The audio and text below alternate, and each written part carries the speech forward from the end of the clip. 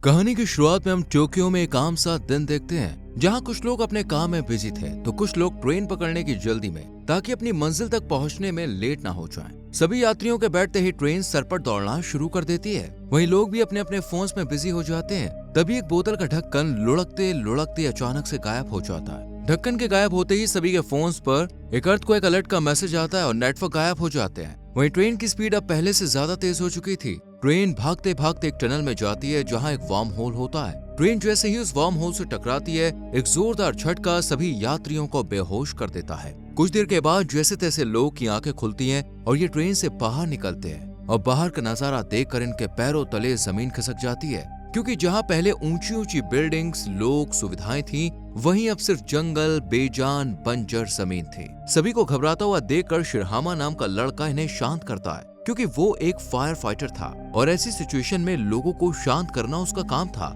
शिरहामा की मदद करती है हटानो नाम की लड़की, जो शिरहामा को तब से पसंद करती है जब वो उसके कॉलेज में ट्रेनिंग देने पहुंचा था। यानी हटानो भी फायर फाइटर का कोर्स कर चुकी है। इधर 2023 में टोक्यो में पूरा रेलवे स्टाफ, ऑफिसर्स एक ट्रेन को देखकर परेशान थे, जिसके 2 डब्बे कहीं गायब हो गए थे और ये वही ट्रेन थी जिसमें वो सभी यात्री सवार थे। यानी वो इकलौता डिब्बा नहीं है जो राह भटक गया है, बल्कि एक और डिब्बा भी कहीं गायब है। पर कहाँ, ये हमें आगे पता चलेगा। यहाँ पर कुछ लोग टनल में दोनों डिब्बों को ढूंढने के लिए जाते हैं। वहीं दूसरी तरफ शिरहामा और हटानो एक और पैसेंजर के साथ टनल में जाते हैं और सामने से आ रही रोशनी को देखकर खुश हो जाते हैं। इधर इन कर्मचारियों को भी एक रोशनी नजर आ रही थी, जिसे देखकर ये सोचते हैं कि शायद वो सभी लोग मिल गए। लेकिन ये तब मायूस हो जाते हैं जब सामने से इन्हीं के टीम के कुछ मेंबर्स आते हैं जो उन लोगों को ढूंढने के लिए निकले थे। इधर शिरहामा, हटानो और एक पैसेंजर को टनल से बाहर सूरज की रोशनी नजर आती है और जब वो कुछ ऊंचाई पर चढ़कर देखते हैं तो ये देखकर दंग रह जाते हैं कि चारों तरफ सिर्फ रेगिस्तान ही रेगिस्तान है और कुछ भी नहीं। ये तीनों फॉरेन ट्रेन के डिब्बे में बैठे पैसेंजर्स को आंखों देखा हाल सुनाते हैं, लेकिन कोई भी ट्रस्ट नहीं करता। तब ये वीडियोस दिखाते हैं और सब परेशान हो जाते हैं। अब इन्हें यहाँ से कौन निकालेगा, क्योंकि यहाँ तो कोई इंसान ही नहीं है। देखते ही देखते 7 घंटे का समय गुजर जाता है और अब सभी को भूख परेशान करने लगती है। ज्यादा कुछ तो था नहीं, इसलिए कुछ स्नैक्स जो कुछ लोग के पास पड़े थे वो उन्हें सबके साथ शेयर करते हैं। यहाँ पर रेना नाम की लड़की सबके बैग्स चोरी चुपके चेक करती है ताकि उसे कुछ खाने को मिल सके। रेना को नाओया के बैग में कैंची और जेल का एक लेटर मिलता है और वो सबको चिल्ला चिल्ला के बताती है कि नाओया क्रिमिनल है और उसके बैग में जेल का लेटर भी है।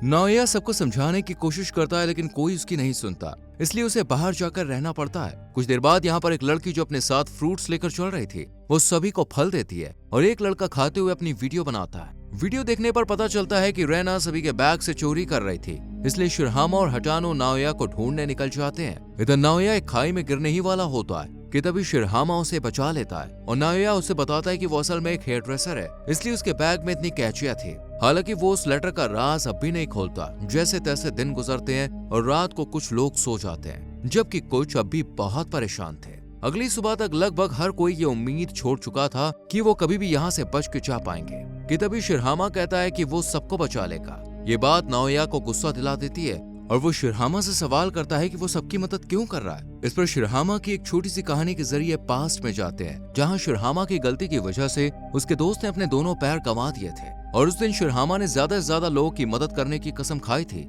जिसे अब वो पूरा कर रहा है। कहानी फिर से प्रेजेंट में शिफ्ट होती है, जहाँ शिरहामा, हटानो और नाओया कुछ खाने का सामान ढूंढने के लिए जाते हैं। यहाँ पर हमें नाओया का पास्ट भी नजर आता है, जो असल में एक गरीब फैमिली से बिलोंग करता था, लेकिन अपने हेयर ड्रेसर वाले हुनर के चलते उसने पूरी कहानी बदल दी। पर पैसा आने के बाद उसने अपने छोटे भाई पर भी ध्यान देना बंद कर दिया और वो क्रिमिनल बन गया। जिस दिन वो ट्रेन में बैठा, उस दिन अपने ही भाई को जेल से लेने के लिए जा रहा था, पर गलती से यहाँ पर फंस गया।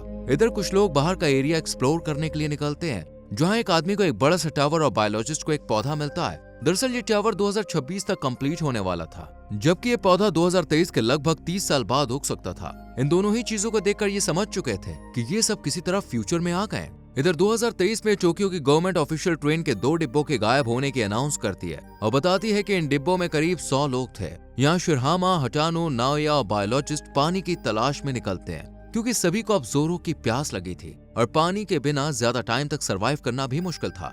बायोलॉजिस्ट के अनुसार पानी आसपास ही होना चाहिए, क्योंकि उसे यहाँ एक प्लांट भी मिला है जो वहीं उगता है जहाँ नजदीक ही नदी, तालाब या समुंदर हो। चलते चलते इन्हें एक चट्टान नजर आती है, जिस पर शिरहामा रस्सी की मदद से चढ़ता है। उसे पानी तो मिल जाता है, साथ ही एक भयानक नजारा भी दिखता है। दरअसल जहाँ पर कभी टोक्यो शहर देश हुआ करता था, वहाँ आज चारों ओर पानी ही पानी है। शिरहामा वापस लौटकर बाकी लोगों को भी ये वीडियो दिखाता है, जिस पर सभी परेशान हो जाते हैं कि आखिरकार 2026 में क्या हुआ कि पूरी दुनिया ही तबाह हो गई। इसी रात याची बाहर जाता है और उस पर कुछ लोग हमला बोल देते हैं। याची जब अपने ऊपर हुए अटैक के बारे में बताता है तो कोई भी उसकी बातों पर यकीन नहीं करता, क्योंकि उन्हें लग रहा था कि यहाँ पर उनके सिवाय और कोई भी नहीं है। कि तभी यहाँ पर जोर से बारिश होती है और सभी लोग बहुत खुश होते हैं, क्योंकि इतने दिनों के बाद उन्हें इतना पानी मिला था जिसे वो पीते भी हैं और स्टोर भी करते हैं ताकि बाद में काम आ सके। अगले दिन बायोलॉजिस्ट ने कुछ प्लांट बेरीज इकट्ठा की थी जिन्हें खाया जा सकता था। फूड की होप मिलते ही कुछ लोग बाहर निकलते हैं ताकि बाकियों के लिए खाना ढूंढ सके, लेकिन यहाँ हटानो गलती से कुछ जहरीली बेरीज खा लेती है, जो देखकर शिरहामा बुरी तरह घबरा जाता है। असल में शिरहामा भी हटानो को पसंद करता था। वो उसे वापस डब्बे में लाता है जहाँ बाकी लोग हटानो का अच्छे से ध्यान रखते हैं, और फाइनली अब हटानो पूरी तरह से ठीक भी हो चुके थे। साथ ही ये सब मिलकर काम करना शुरू कर देते हैं ताकि एक दूसरे के साथ खुद को भी इस मुश्किल सिचुएशन में बचाया जा सके।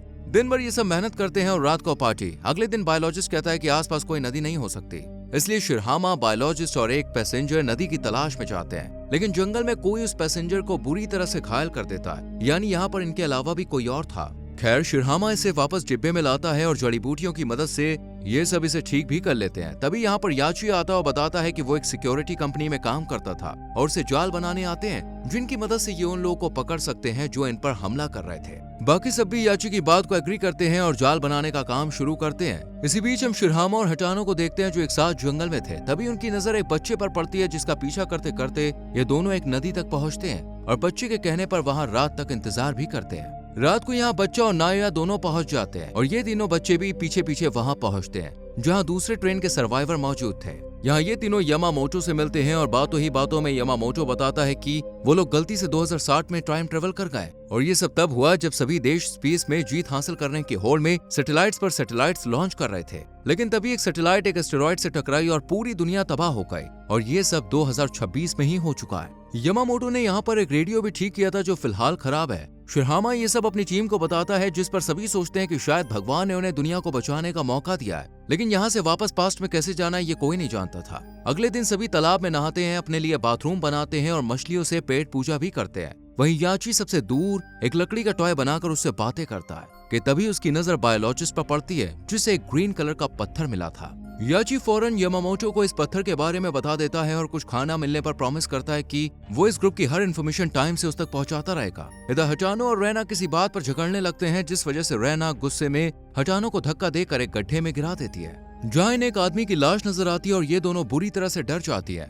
हटानो को गड्ढे से निकालकर ये दोनों भागी रही थी कि तभी दूसरे ग्रुप के 3 लड़के इन्हें पकड़ लेते हैं। यहाँ पर रैना तो जैसे तैसे भाग जाती है, लेकिन हटानो फंसी रह जाती है। रैना शिरहामा और बाकी ग्रुप मेंबर्स को इस सबके बारे में बताती है और शिरहामा, नाओया और दूसरे कुछ लोग हटानो को ढूंढने के लिए आते हैं। वो दूसरे ग्रुप के लीडर्स यानी यामामोटो के पास पहुंचते हैं और शिरहामा हटानो के बारे, लेकिन यामामोटो माफी मांगते हुए ना में जवाब देता है। लेकिन शिरहामा को लग रहा था कि हटानो यहीं कहीं है और यामामोटो ने ही उसे छुपा कर रखा है, इसलिए वो उस डेड बॉडी के बारे में भी बताता है, जिस पर यामामोटो कहता है कि जब वो यहाँ पे आए थे तो एक आदमी ज्यादा ही हाइपर हो रहा था। उसने यामामोटो को मारने की कोशिश की और सेल्फ डिफेंस में यामामोटो ने उस आदमी को मार दिया। यहाँ से जाते ही शिरहामा खुद वेपन्स बनाने का डिसाइड करता है, क्योंकि वो जानता था कि दूसरा ग्रुप पावरफुल है और वो उन पर हमला भी कर सकता है। इधर हटानो बचते बचाते एक शिप में आकर बैठ जाती है, जहाँ कुछ देर के बाद यामामोटो भी आता है और रेडियो से बात करने की कोशिश करता है। लेकिन हटानो समझ जाती है कि ये सभी को बेवकूफ बना रहा है, क्योंकि रेडियो के तार तो कटे हुए हैं, फिर सिग्नल कहाँ से आएगा।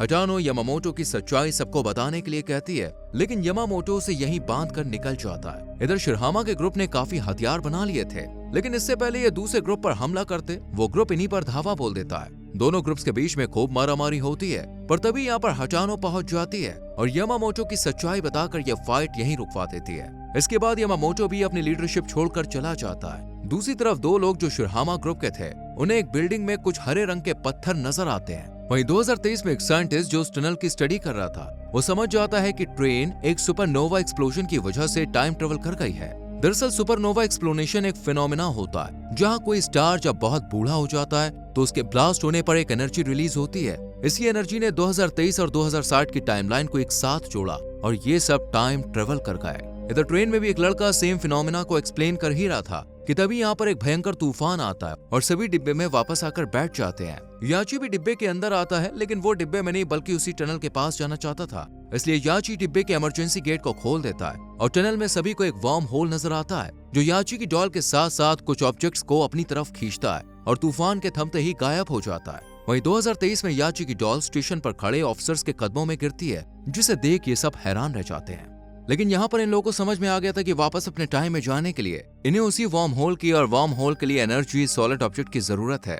इसलिए ये सब एक पावर हाउस की खोजबीन में लग जाते हैं और घंटों की मेहनत के बाद ये इसमें भी सफल हो जाते हैं। इसके बाद ये सब अपनी जरूरत की चीजों को इकट्ठा करके डब्बे की एक साइड को यूज कर आखिरकार वार्म होल क्रिएट कर लेते हैं और सभी डब्बे में चढ़ जाते हैं ताकि अपने टाइम में वापस जा सके। लेकिन याची ऐसा नहीं करता क्योंकि वो यहीं पे रहना चाहता था। इसलिए याची को आखिरी सलाम देकर ये सब पास्ट में जाने के लिए निकल जाते हैं और एक झटके के कारण फिर से बेहोश हो जाते हैं। कुछ देर के बाद जब दोबारा इनकी आंखें खुलती हैं तो ये फिर से परेशान हो जाते हैं क्योंकि ये 2026 था, यानी ये गलती से 2026 में आ चुके हैं। इट मींस तब जब पूरी दुनिया तबाह होने वाली थी। ये सब यहाँ की सरकार अधिकारियों को समझाने की कोशिश करते हैं कि धरती तबाह होने वाली है, लेकिन कोई भी इनकी बातों पर यकीन नहीं करता और ये खबर पूरे शहर देश में आग की तरह फैल जाती है कि 2023 में गायब हुआ ट्रेन का डिब्बा 2026 में पहुंच चुका है। लेकिन क्योंकि सभी के चेहरे कंफर्म नहीं थे तो इनका मेडिकल कराया जाता है और ये बात कंफर्म हो जाती है कि ये सब वही है जो 2023 में गायब हुए थे।